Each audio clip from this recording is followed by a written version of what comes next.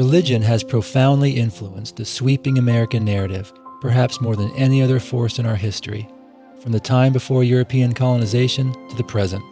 The startup National Museum of American Religion is working to build a museum in the nation's capital that will share the story of what religion has done to America and what America has done to religion, inviting all to explore the role of religion in shaping the social, political, economic, and cultural lives of Americans, and thus America itself. I'm your host, Chris Stevenson. Join me for our 12-part podcast series, Religion and the American Experience, as we follow scholars deep into America's religious history and learn how it can inform and animate us as citizens, grappling with the complex questions of governance and American purpose in the 21st century. Episodes will be released every Monday between now and the end of the year on Apple Podcast and Spotify. I think it goes without saying, but I'll say it anyways, that interest in religion and the founding of the United States is broad, deep, intense, and continuous. And I think this interest is by those who are themselves religious and also those who are not. Today we have with us two scholars who have expertise in this area, Mark David Hall and Daniel Dreisbach, to help us understand what we know about this from the historical record and what we don't. Thank you, Mark and Daniel, for being with us today, and thank you for doing the hard work of trying to understand the roles religion played in the founding of the American Republic. Delighted to join you. Wonderful to be here.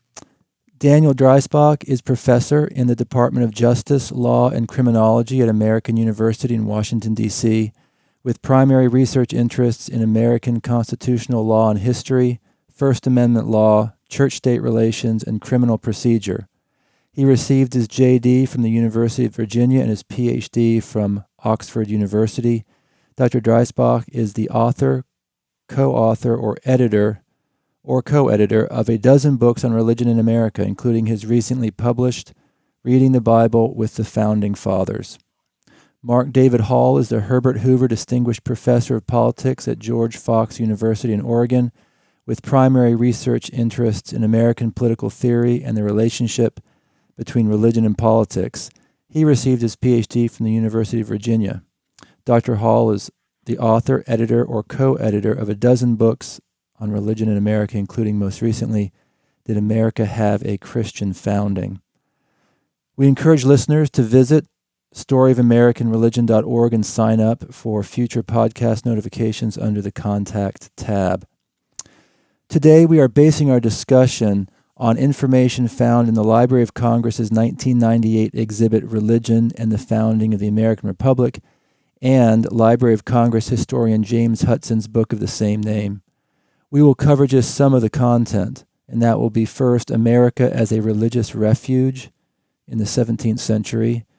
Second, religion in the Revolutionary War. Third, religion in state governments. And fourth, religion and the federal government.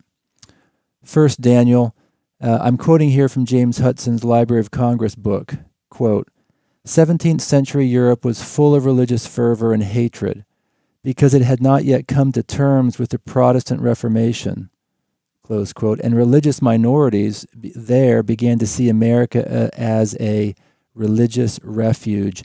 Can you describe for us, Daniel, some of these groups as they congregated here, who they were, what they experienced here, what they did, and why it is important for us to understand this? Yes. Well, I think the Reformation is a good starting point here, because with the Reformation, we see a splintering of Christendom. We find a multitude of religious sects emerging in the wake of the Protestant split with the church in Rome. And this is going to be accompanied by a century or more of wars of religion that are going to ravage the European continent. These are horrific, violent episodes in European history. And many of the religiously dispossessed of Europe, those who are afflicted by the war itself, or those who are touched by persecution in Europe, are going to see possibilities of a world of toleration, a world where they can practice their religion freely on this side of the Atlantic in the New World, if you will. Chris, it's part of my own family's story. The Dreisbachs came to America in the 1740s, 8 generations ago. And we know that they were Protestants. They came from a part of Germany that was governed by a Catholic prince. And one of the very first things they did when they arrived in the New World is they built a church. And that church still stands today. It still meets on a weekly basis. And you can follow the family's movement west by the churches they built and left behind. So it's a part of my family's story. But we're going to find literally scores and scores of different religious sects coming to the New World, settling on this side of the Atlantic. And they're going to have to figure out how they're going to live in relative harmony side by side, how they're going to flourish on American soil without engaging in the kind of violent conflict that they had escaped in the old world. But I think what we need to also ask is this. We know that there are these many, many religious sects. And by the way, the vast majority of them we would put under the common category of Protestants. Now, great diversity of Protestant sects, but most of them would have identified with the Protestant tradition. There were a number of Roman Catholics, primarily in a handful of locations like Maryland, which was a colony that was created in part as a haven for Roman Catholics. There are a handful of Jews, again, largely in a few urban areas, but by and large, we're talking about Protestants. But I think the interesting question is, what are the consequences of this extraordinary religious diversity that we find in the New World? And one consequence is it's a potential for conflict as well as cooperation among these different religious sects competing for adherents and followers and public recognition. And yes, there are some ugly episodes in American history. We think of the execution of Quakers in Boston Common in the 1660s, and there are other stories. But when I look at the sweep of American history, I think it's most remarkable for the relative harmony with which these various religious sects have lived together without descending into that kind of conflict that we find in Europe. But a second consequence is it forces Americans to begin to think very early on in the colonial experience about workable policies of initially religious toleration, but ultimately religious liberty. They understand that if they're going to live together, they have to figure out policies that are going to work, where they're not going to descend into warfare. But let me mention one last consequence, and that is this. By the time we get to independence, there are so many religious sects and denominations in the New World that the idea of creating a national church, like the Church of England back in England, is simply untenable. There's no religious denomination in America that is sufficiently powerful or expansive that it can impose its will on all the others. And so these, I think, are the important consequences of this extraordinary religious diversity. Excellent. Thank you for painting that picture. Mark, anything to add to that before we move on? Only that we're celebrating this month the 400th anniversary of the Mayflower arriving in the New World and the Mayflower Compact, a very important anniversary. These pilgrims fleeing religious persecution for religious freedom, as Daniel was saying. Okay. Thank you both. That really sets the stage here for us to move on to the American Revolution. So, Mark, let's talk about that a little bit. In the book, James Hudson says that the Great Awakening, evangelicalism, was not the engine of the American Revolution, but that, quote, although religion did not directly cause the revolt against Britain, It offered powerful support to the American cause at every step of the way, close quote.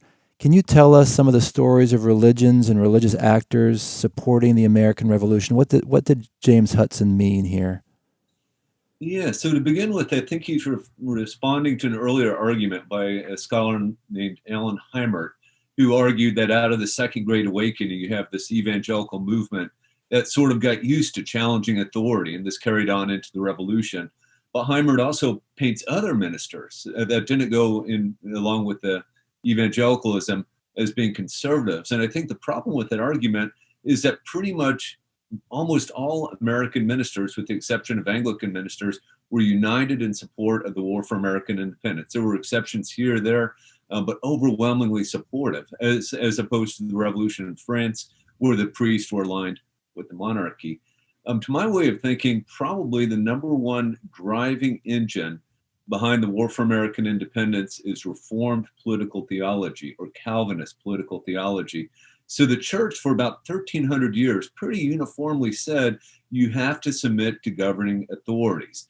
If they tell you to disobey God, you can refuse to obey, but you don't get to overthrow them.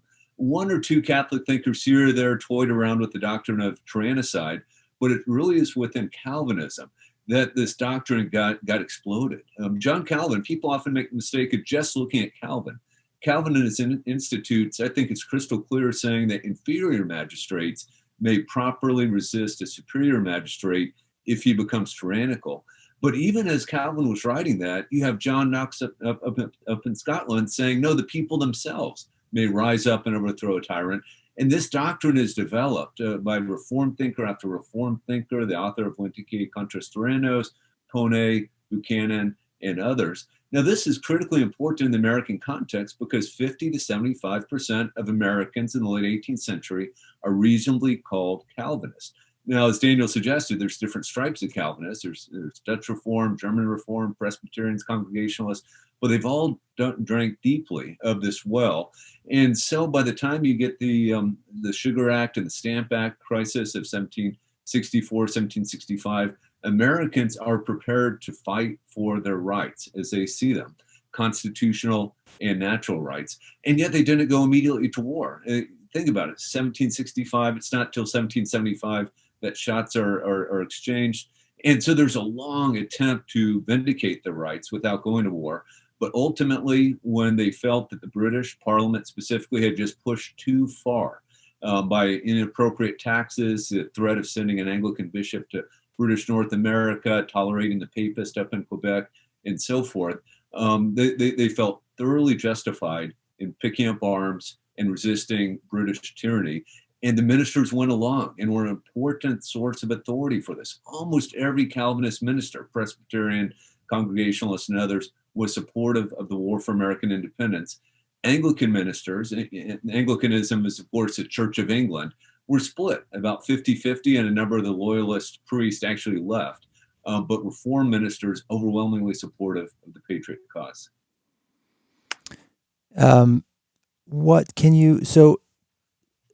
What you're saying is they had a religious understanding or a religious motivation, I guess, understanding or approval of resistance to tyranny from their Calvinist doctrine. That's the main point you're trying to bring up here. Absolutely, both the right and perhaps even the duty to resist tyranny. Okay, and there is something in Romans 13 which on its face seems to prohibit rebellion. You're saying that was overcome by this sort of new understanding of resistance. Is that right? Yeah, I'll take up on that. Romans 13. So we're dealing with an American population that is biblically literate. They're a church-going people. They take the Bible seriously, and they encounter in Romans chapter 13, the first 7 verses or so of that chapter, it poses a bit of a problem because it speaks of the duty to be in submission to those in authority over you. Well, this is a bit of a challenge if you're a pious Bible-reading citizen, and yet you're contemplating resistance against Crown and Parliament. Well, the Americans interpret those that Mark was just speaking about, those Presbyterian ministers and Congregationalist ministers. They begin to offer an interpretation of Romans 13 that goes something like this. Yes, indeed, we are called by God to be in submission to those that he has rightfully placed in authority over us. And he calls rulers, his vice regents, to rule over us to serve the public good. But what happens if a ruler ceases to serve the public good?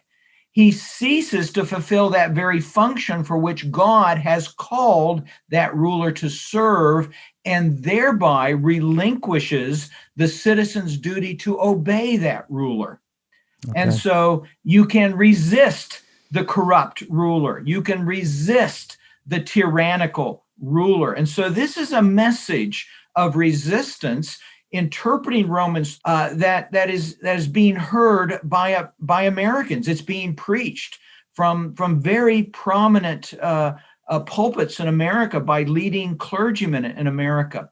But let me just add one point here, and that is, this is not an interpretation that is new to America. This is not an American innovation of biblical interpretation. This is drawing on that post-Reformation conflict that we see in Europe between the Protestant citizens and Catholic rulers. In 1572, for example, there was a horrific massacre of French Huguenots in France. And the Huguenots are looking, do we simply have to passively take this brutal massacre of our own people? And you begin to hear the French Huguenots in the end of the 16th century offering this very same interpretation of Romans 13 and other passages. You hear this same argument being made, for example, by Puritans in their conflict with Charles I in the English Civil Wars leading up to the execution of Charles I. So I don't want to suggest that Americans are offering a novel or new interpretation, but they're drawing from that deep well, as Mark has said, especially coming out of that Calvinist theological tradition. Mark or Daniel, can you share with us one or two biblical contexts that were used by the clergy during the Revolutionary War when preaching of political events during that era? Yes. So again, we're dealing with a biblically literate people, and the Bible is going to frame much of the thinking, many of the arguments that are going to be made by Americans at this time. And they're going to draw on analogies. They're going to draw on the analogy of the children of Israel's deliverance from bondage in Egypt, for example. You may know the story of how a committee created by the Second Continental Congress, a committee of Benjamin Franklin, Thomas Jefferson, and John Adams, they were charged with designing a great seal for the United States. And what did they come up with? They came up with a design of Moses extending his hand over the Red Sea so that the waters would be parted in God's providential plan, and the children of Israel would escape the tyranny of a Pharaoh. They were drawn to many of the stories of resistance. Daniel resisting the king's decree that he must not pray to his God. And there are many similar stories throughout Scripture. They're also drawn to the analogies of consider a General Washington as a Moses, a liberator, or a Joshua, leading the forces into the promised land. So the literature of the American founding is replete with these kinds of analogies and comparisons to biblical stories that would have been very familiar to the American people at this time. Okay. Thank you, Daniel. Mark, I wanted to ask you, what was the effect of the American Revolution on religion in the new nation? Sure, that's a big question. The story of religion in America in this era used to be told that you had the Pilgrims, the Puritans, and then their children, and they sort of lost the faith. And then in the 1740s, you have this Great Awakening, right? These revivals that produce evangelicals. And then there's maybe a lull in the late 18th century, and then we have a second Great Awakening in the early 19th century. I think historians have pretty well recognized that's not the case. And in fact, there were a whole series of revivals from the 1740s well into the 19th century. And this creates a lot of churn, as you might imagine. Some of the older denominations, the more staid, the more liturgical, lose members. The evangelical denominations begin to pick up steam in America, first the Baptists and later the Methodists. I'm not sure any of that's actually caused by the war. Now, if you turn to specific denominations, you definitely see some impacts of the revolution. Just to mention two, the Quakers, who historically are pacifists, they split with respect to the war. You had a party known as the Fighting Quakers that thought they should abandon their pacifism and join the Patriot side. Many Quakers, on the other hand, thought they couldn't fight because of their biblical convictions, their theological convictions. And so they were associated with loyalists, even though they might not have been loyalists per se. They just thought they couldn't pick up arms. And they subsequently became very unpopular in American politics, as you might imagine. The other denomination that was profoundly affected, as you might imagine, was the Anglican Church, the Church of England. Think about that. The king is the head of the Church of England. The patriots are picking up arms against England. Now, Anglicans are only about 15% of the American population at this time, but it is the established church of the southern states, most of them anyway, and a few counties in New York. And so I think one of the immediate aftermaths of the, even actually during the war, was to either disestablish or move towards disestablishing Anglican churches in the United States, whereas up in New England, the congregational churches remained the established church well into the 19th century. Now, one of the things that you mentioned, the effect of the Anglican Church, James Hudson writes this, which surprised me. I had not really read about this. He said, quote, "The departure of half the country's Anglican preachers by war's end ensured that there would be no entrenched, enduring, religiously based opposition to the new American Republic," close quote. How significant is this? I think it's significant in pockets of the colonies.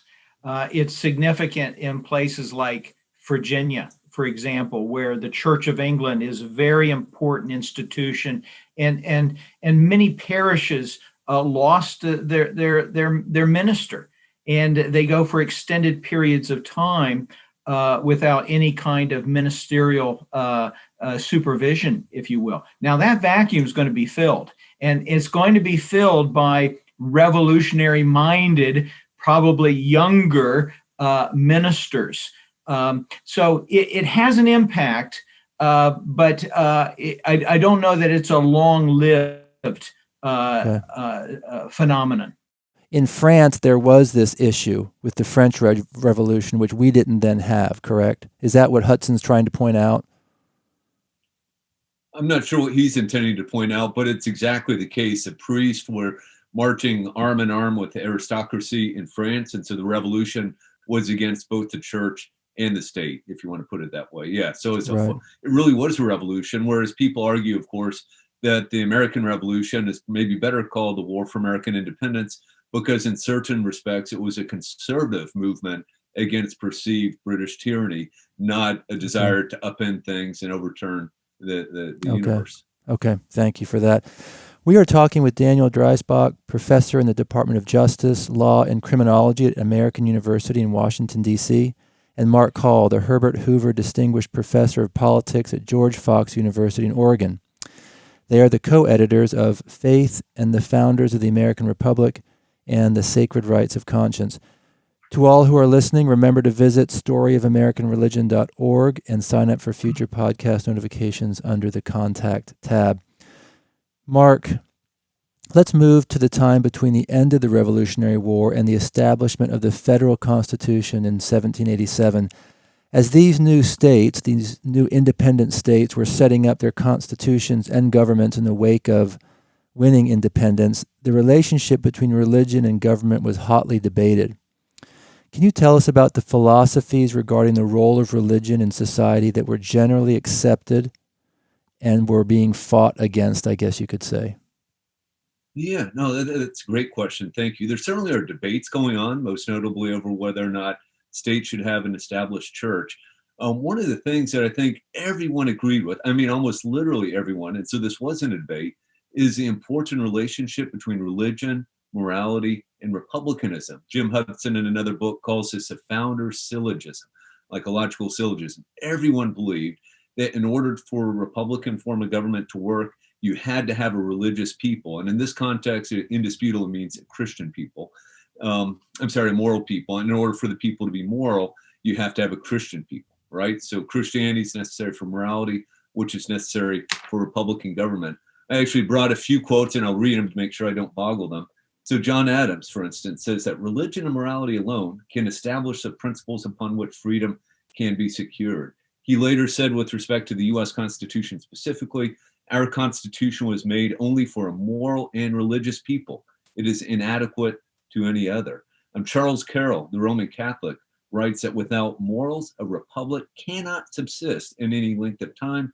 They therefore who are decrying the Christian religion, whose morality is so sublime and pure, are undermining the solid foundations of morals. They bear security for the duration of a free government. The very last quote I'll mention is probably the most famous one by George Washington in the Farewell Address. Of all the dispositions and habits which lead to political prosperity, religion and morality are indisputable supports. In vain would that man claim the tribute of patriotism who would labor to subvert those great pillars of human happiness, those finest props and duty and citizens. So just to a person, America's founders were absolutely convinced that if you wanted a Republican form of government, you had to have a moral people who respect each other, who tell the truth, and then particularly that they have the ability to restrain themselves. So you need less external force to maintain order because the people are self-governing. So religion necessary for morality, necessary for republicanism. Everyone agreed with that. There are debates on the margins as to whether or not one should have an established church. Does an established church help Christianity? If so, it's a good thing. We should have it. But if it hurts Christianity, we ought not to have it. And so let's disestablish the church. Okay.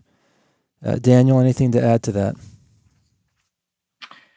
Yeah, this is, I think, a big topic and really an important subject to sort of get inside the mind of late 18th century Americans and their thinking on the relationship between religion and the civil state, religion and public life.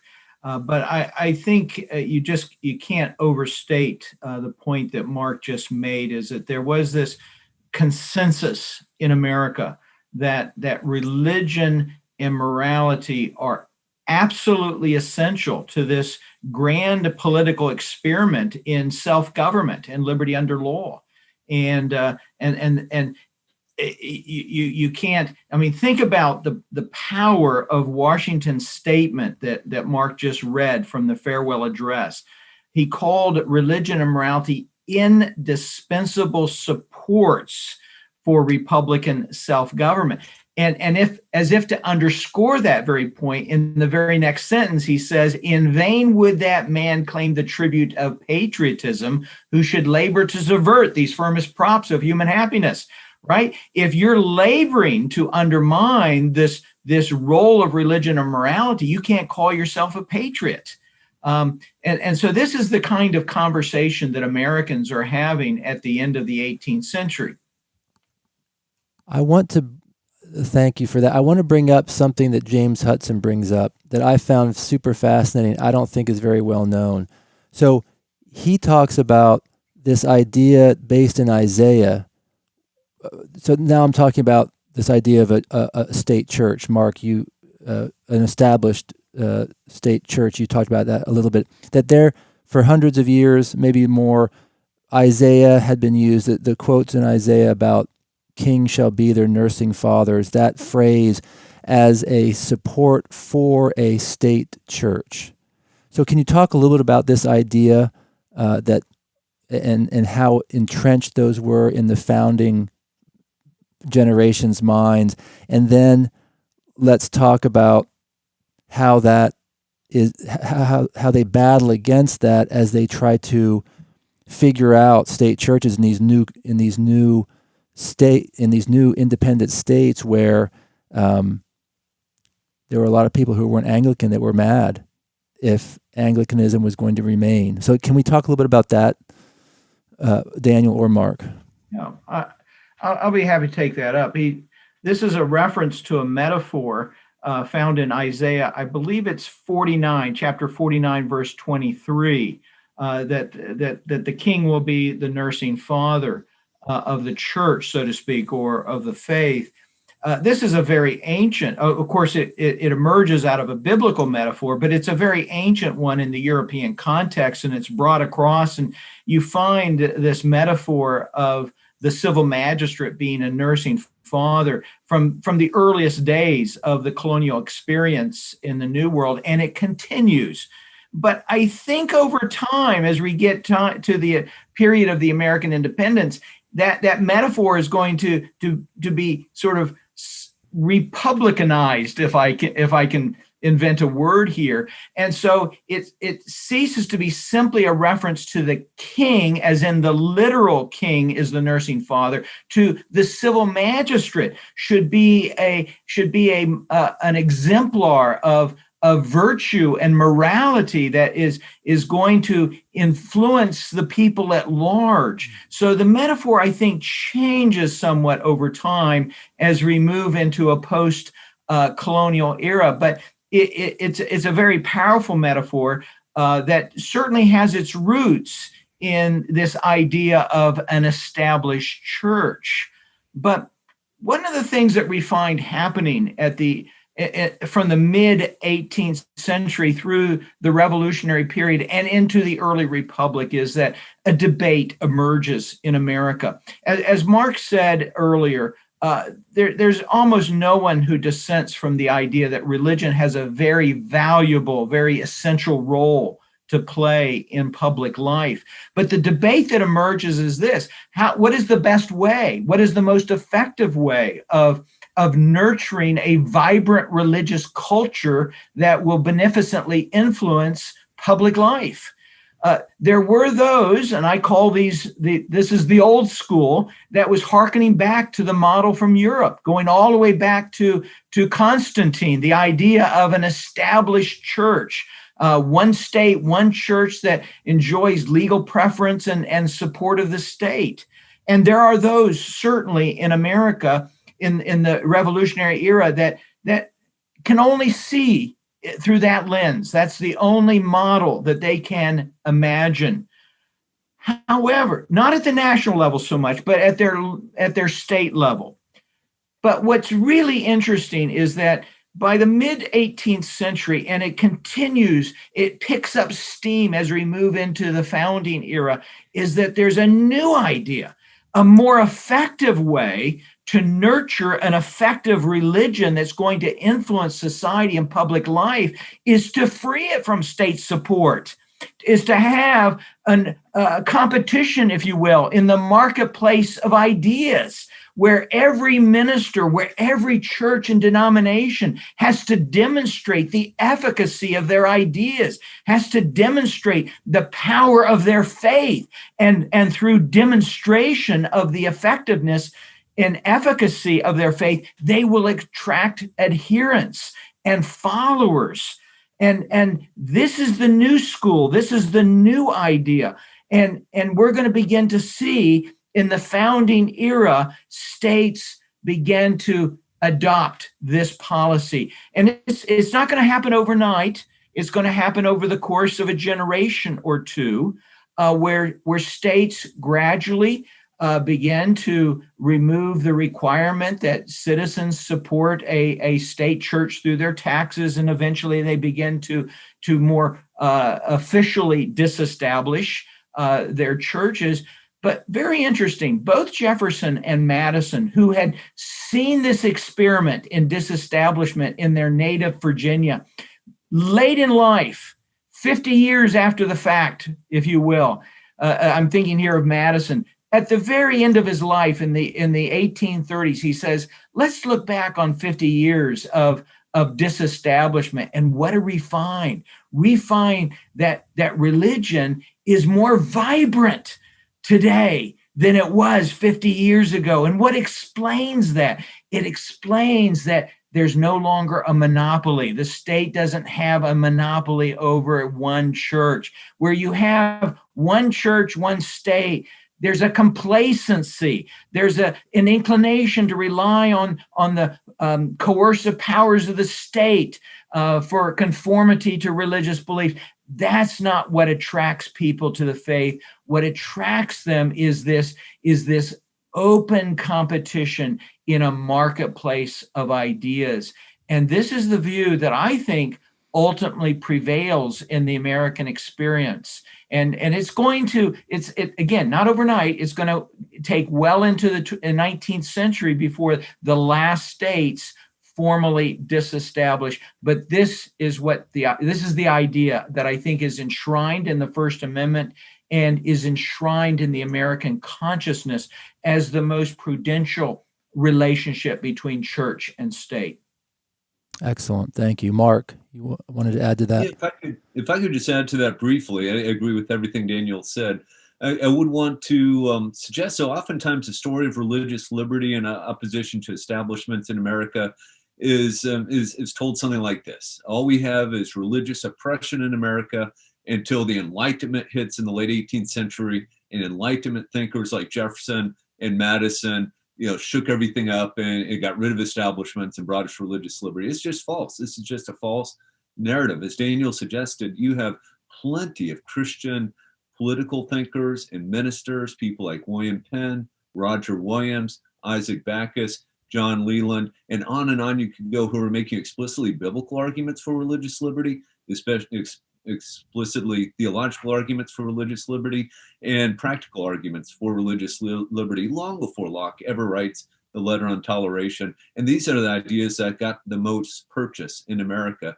And even with respect to opposing establishments, I think the key to opposing these establishments were far more religious traditionalists or evangelicals who believed that they hurt Christianity than Enlightenment, quote unquote, deists like a Jefferson or a Madison, who played important roles, but their roles are often oversold. Okay, thank you. Great conversation on this period of American history. Very helpful. Thank you both. Let's now take ourselves to the Constitutional Convention in that hot Philadelphia summer of 1787. And what we see, according to James Hudson, is that the convention and the Constitution itself were devoid of much religion. And that's very much in contrast to the religious talk and behavior of the Confederation Congress.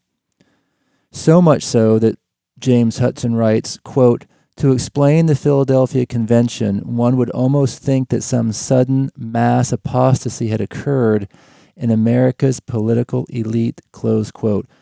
Mark, can you start off and help us understand the Constitutional Convention and the Constitution itself with regards to religion?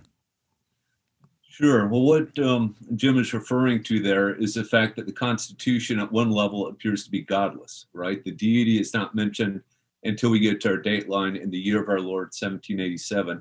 And so you have professors like Isaac Kramnik and R. Lawrence Moore who've written a book, The Godless Constitution, where they share a variation of this myth I just mentioned. The founders were Enlightenment deists. They created a godless constitution, and they wanted to strictly separate church and state.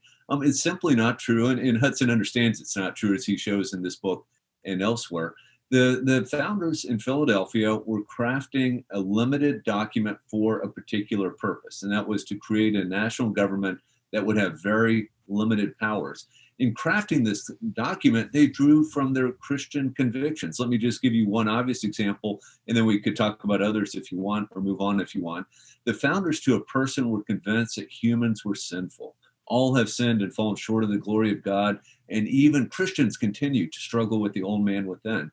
And so therefore, they very carefully designed a national constitutional order characterized by separation of powers, checks and balances, and federalism. Enlightenment thought at this time was going exactly the opposite direction. We need a very strong central government run by the experts, right? As you might think of the Enlightenment folks would like that sort of thing. The founders would have nothing to do with that. They would say that is a recipe for tyranny. Power tends to corrupt, and absolute power corrupts absolutely. So the founders, if we just look at the federal constitution, it doesn't mention religion or morality, but the ideas underlying it are profoundly Christian. Many founders continued to think that the state should play important roles in encouraging religion, in punishing vice, in encouraging morality, but this would be done at the state or local level. And even after the last states, after Massachusetts disestablished its church in 1832, states remained in the business of punishing vice, encouraging morality, and even encouraging Christianity well into the 20th century.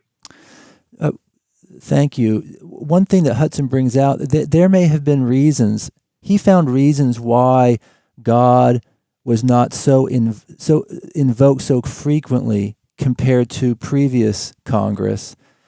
And one of the reasons he's found was in 1787, there was no impending doom.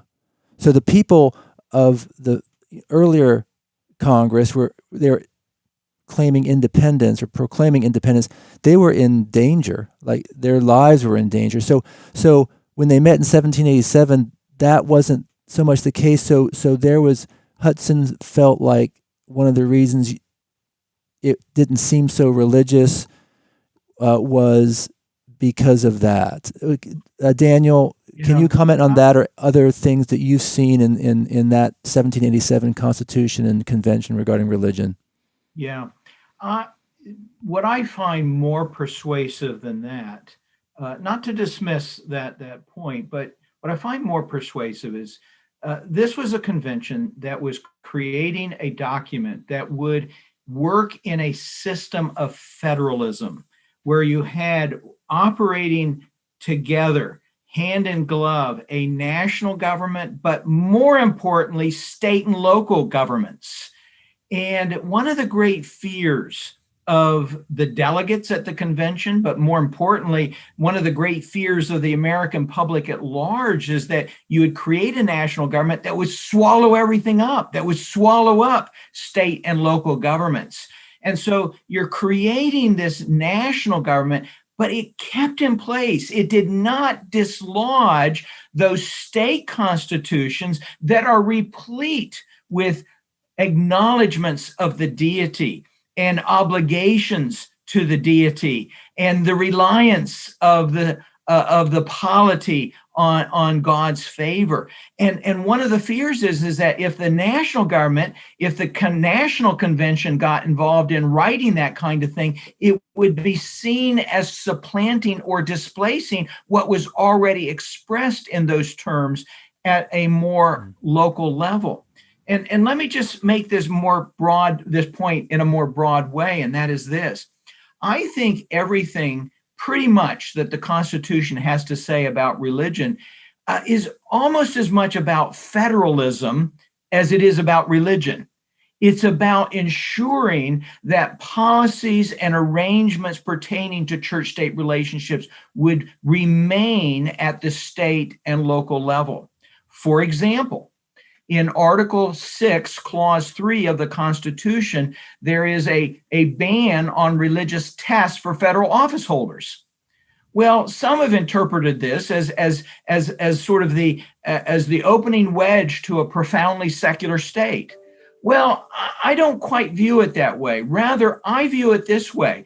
The ban on religious tests was a restriction on the ability of the federal government to write religious tests that would have the effect of displacing the religious tests oaths that were already in place at the state and local level. And those delegates were jealously guarding the religious tests that were already in place. Now, that all seems a little bit foreign to the way we look at the Constitution from the 21st century. But again, I think it underscores that when you start thinking about religion and constitutions at this time, you got to keep in mind, we've got two constitutions operating here, a national constitution and that state constitution. And they each had their respective jurisdictions their respective roles, especially when it comes to this subject of religion. And the key point here is to leave this subject of religion either to the individual or to the religious society, or to the extent that the state has some role to play at the state and local levels, not the federal government. That's very, very enlightening. Thank you for that. That's something to think about. All right, so because of time, we can't talk more about this, but let's move on, which we could for a long time. Let's move on to the Bill of Rights, created in 1789, which includes the religion clauses, and I'll quote them here. Congress shall make no law respecting the establishment of religion or prohibiting the free exercise thereof, close quote.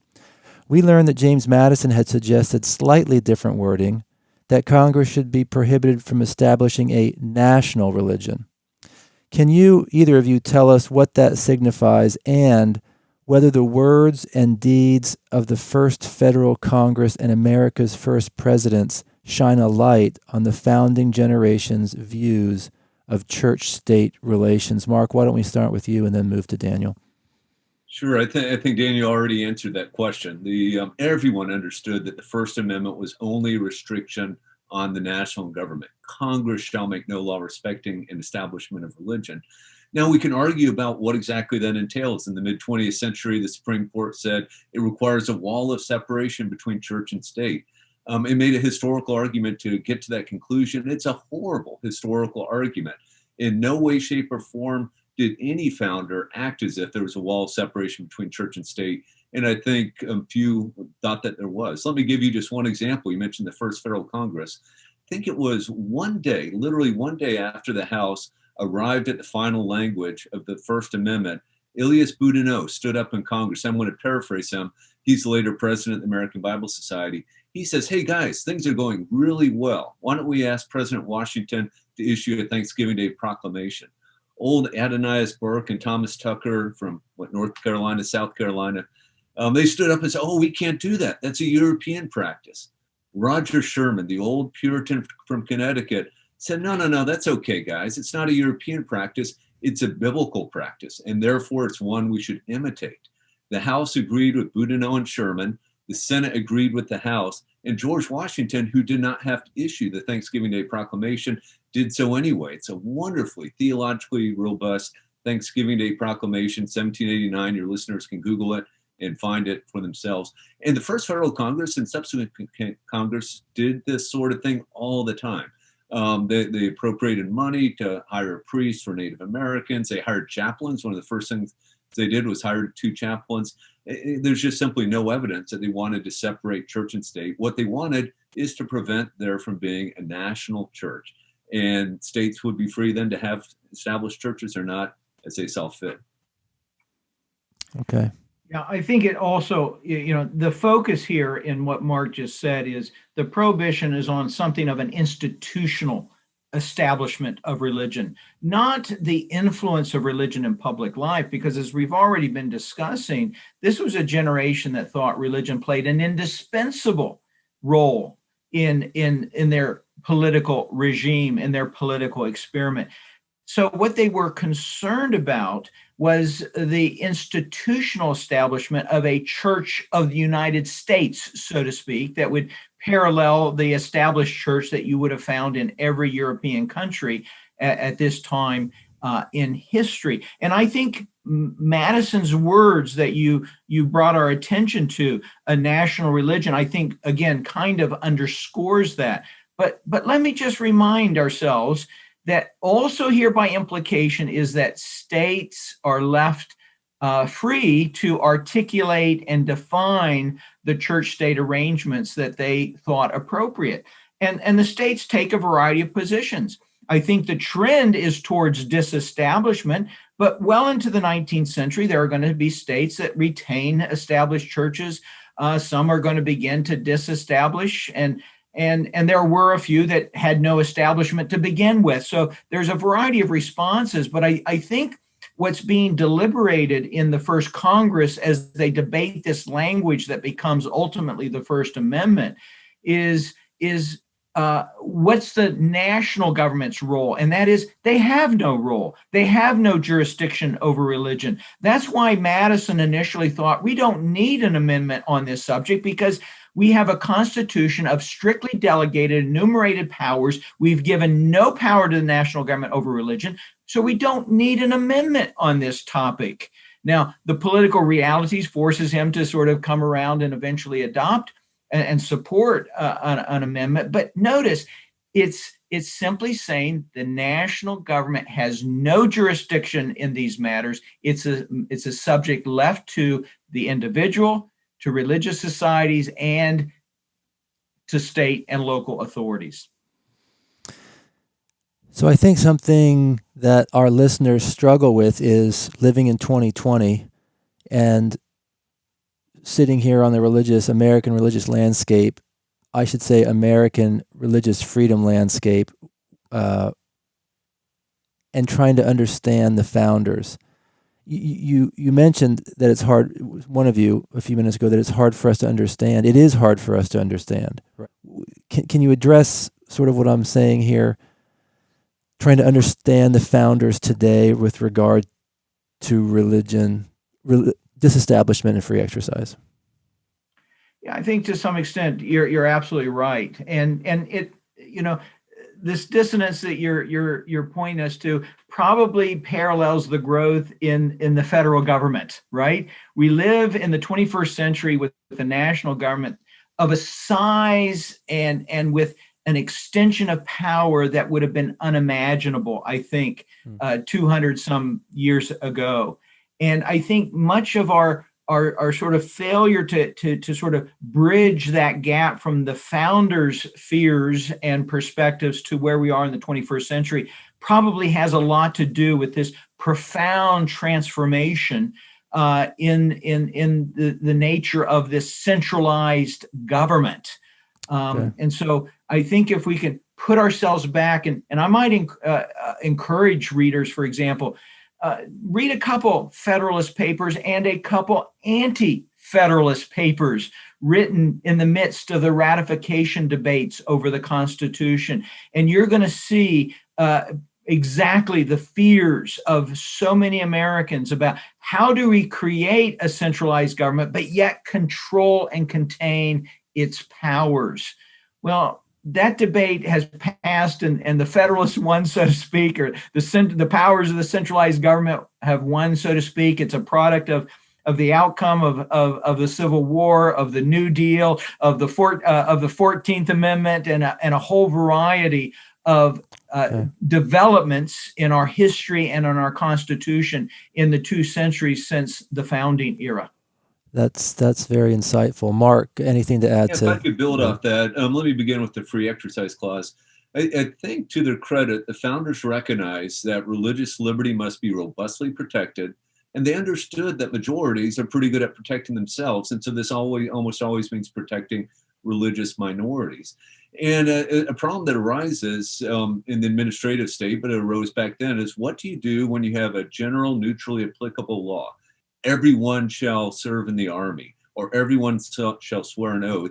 And then you have people who say, I can't do that. I'm a Quaker. I'm a pacifist. I cannot serve in the military. I'm a Quaker. I believe that I should only affirm rather than swear oaths. One option is to throw them in jail. Another option would be to get rid of those laws. What America's founders understood is there is a nice, sensible way to accommodate these religious minorities. So the Constitution itself has a religious accommodation, right? If you go to Article 2, the only oath that spelled out the presidential oath of office permits a person to swear or affirm that he will uphold the Constitution of the United States. This is a religious accommodation meant to protect a very small religious minority, not just Quakers, Brethren, Mennonites, and a few others. James Madison, in the first Federal Congress, when he proposed what became the Second Amendment, had a clause in that Second Amendment that would have protected religious pacifists. This didn't make it through the committee process, but he got it inserted later in the militia bill. And so I would say this is a lesson we can absolutely take from the founders. Religious liberty must be robustly protected. When we have to have a neutral, generally applicable law that keeps people from acting on their faith, we should accommodate them wherever possible. With respect to the Establishment Clause, let me suggest that I think the U.S. Supreme Court was correct in 1947 in terms of saying that we ought to interpret the Establishment Clause in light of the founders' views. To my way of thinking, that means the national government and now state governments, through the process of incorporation, really have quite a lot of leeway to encourage religion. I would say even establish a church. However, I would be the first to argue that these are bad ideas for prudential grounds, right? So something might be constitutionally permissible, but just a horrible idea. I think the founders who opposed establishments for religious reasons were exactly right. When the government runs something, such as a church, that's oftentimes very, very detrimental to the church. As someone who wants to see the church thrive, therefore I want the government to be out of the business of running churches. Okay, both very enlightening comments here. Thank you very much. We're going to close now with a final question to you both. I'd like each of you to share any lessons or takeaways from this discussion about religion and the founding of the American Republic, in terms of important historical transformations you have charted, or in terms of helping us simply better understand our present moment. Mark or Daniel? Sort of final words of wisdom. Yes. Yeah, let me offer an interesting phrase that I've encountered in my research, and it's a phrase that I think, in a way, encapsulates a lot of what we've been talking about here, and that is a phrase that was used by a number of founders. I'm thinking in particular of John Adams and John Dickinson. John Dickinson, sadly, is one of those forgotten founders, but was well known in his own time, sometimes called the penman of the revolution, a very important founder. Both of them used the phrase that the Bible is the most Republican book ever written. Now, I got to tell you, when I hear that phrase jumping out of the pages of history, it always catches my attention. I've been reading the Bible for more than 50 years now, and I got to tell you, I've never once thought of my Bible as I picked it up as a Republican book. So what did Adams, what did Dickinson think? What were they thinking when they called the Bible the most Republican book ever written? Well, they're talking exactly about that syllogism that Jim Hudson writes about, that Mark explicated a little bit earlier in this conversation, this idea that you cannot have a system of Republican self-government unless the people themselves are virtuous. And what Adams was saying and Dickinson was saying is, there's no tool more effective in nurturing the kind of civic virtue required of a self-governing people than the Bible. And the Bible, therefore, has become the book necessary for our experiment in Republican self-government to work. This was a generation that frequently said, look, there's only two ways in which a people can be governed. One is through internal controls, internal discipline. The other is by external control by the authoritarian rulers, whip and rod. And what Adams is making an appeal to is, how do we nurture those internal monitors, those internal controls, so that we don't have to rely on the external control of whip and rod? And he says there's no book more effective in nurturing those kinds of virtues, that kind of morality that will facilitate self-government more so than the Bible. And I think that encapsulates Hudson's point here on the founder's syllogism.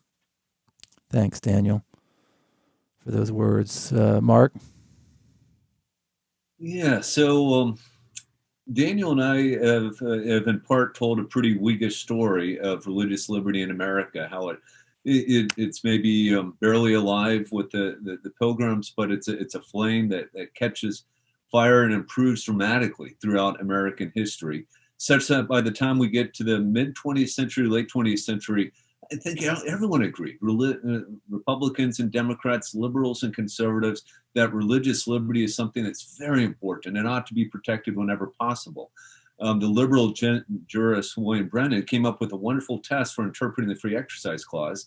He said if there is a general law of neutral applicability that keeps someone from acting on his religious conviction, the state has to show a compelling reason that it has to implement this law. And later it said it has to do so in the least intrusive means possible. This means religious liberty claims, which are almost always minority claims, Native Americans who feel they need to use peyote, Jehovah's Witnesses who feel they can't salute the American flag, they will win a good percentage of the time. Unfortunately, the Supreme Court abandoned this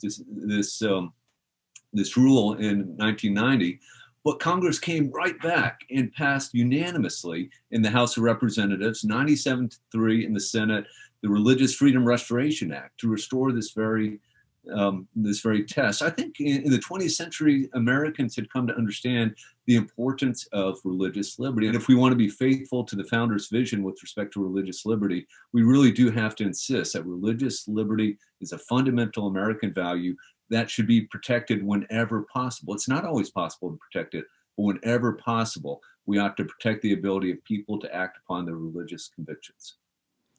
Okay, thank you very much. We have been talking with Daniel Dreisbach, professor in the Department of Justice, Law and Criminology at American University in Washington, D.C., and Mark David Hall, the Herbert Hoover Distinguished Professor of Politics at George Fox University in Oregon, co-editors of Faith in the Founders of the American Republic and the Sacred Rights of Conscience. We trust listeners will have come away from today's podcast episode understanding a little more about what religion has done to America and what America has done to religion, and see more value in the idea of religious freedom as a governing principle and its necessity for America's capacity to fulfill its role in the world. Thank you both for being with us. It's been very enlightening, and I hope you've enjoyed the time with us as well. Thanks so much for having us.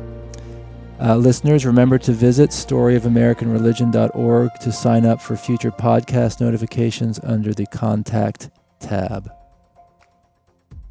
The podcast series, Religion and the American Experience, is a project of the National Museum of American Religion. Episodes are released each Monday starting October 19th, 2020 through the end of the year on Podbean under Story of American Religion, Apple Podcast, and Spotify.